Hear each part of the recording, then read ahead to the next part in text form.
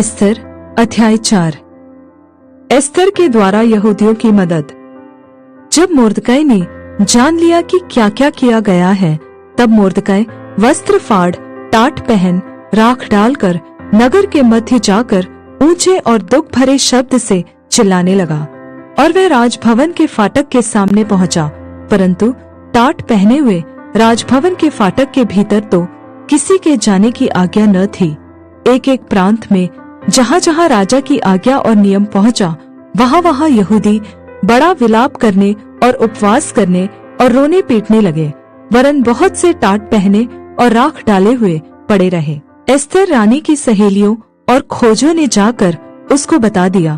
तब रानी शोक से भर गई और मोर्दकै के पास वस्त्र भेजकर यह कहलाया कि टाट उतार कर इन्हें पहन ले, परंतु उसने उन्हें न लिया। तब एस्तर ने राजा के खोजों में से हताक को, जिसे राजा ने उसके पास रहने को ठहराया था, बुलवाकर आज्ञा दी कि मोर्दकै के पास जाकर मालूम कर ले कि क्या बात है और इसका क्या कारण है। तब हताक नगर के उस चौक में जो राजभवन के फाटक के सामने था, मोर्दकै के पास निकल गया।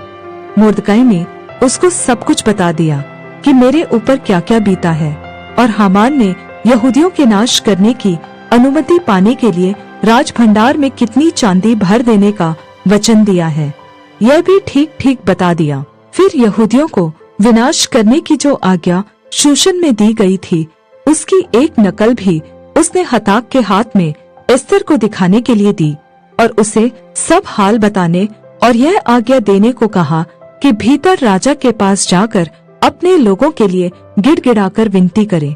तब हताक ने एस्तर के पास जाकर मोर्दकै की बातें कह सुनाई।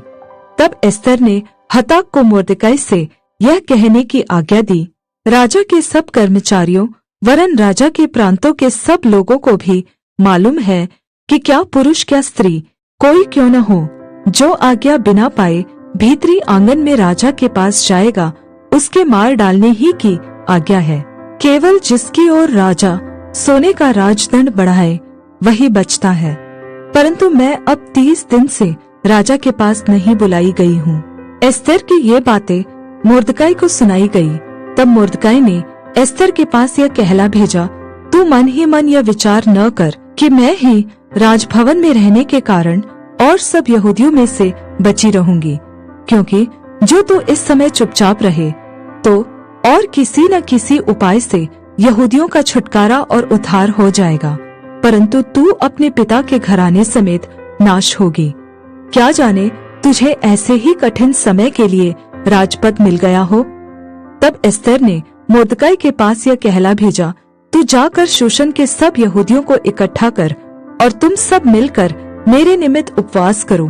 3 दिन रात न तो कुछ खाओ और न कुछ पियो, और मैं भी अपनी सहेलियों सहित उसी रीति उपवास करूंगी, और ऐसी ही दशा में मैं नियम के विरुद्ध राजा के पास भीतर जाऊंगी, और यदि नाश हो गई तो हो गई। तब मोर्दकै चला गया और एस्तर की आज्ञा के अनुसार ही उसने सब कुछ किया।